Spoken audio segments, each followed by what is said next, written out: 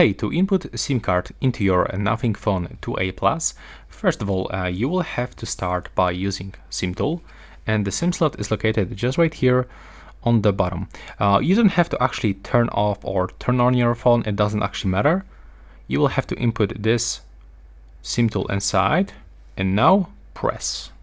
If it is not working, just release and do this one more time. There we go. Now you can use, for example, your fingernails and gently take it off. Right here you've got two slots, so we can input two SIM cards. In my case, I'm gonna put it right here, and you will hear a click sound when you put it correctly. And as you can see, this card, the SIM card, actually goes deep inside the slot, so it doesn't actually go above the surface of this slot. And now if you want to put it back, just do this like that. Take a look. This is the proper way to actually put it inside. And now after a few seconds, you should get the PIN code, so you will have to input it to activate your SIM card.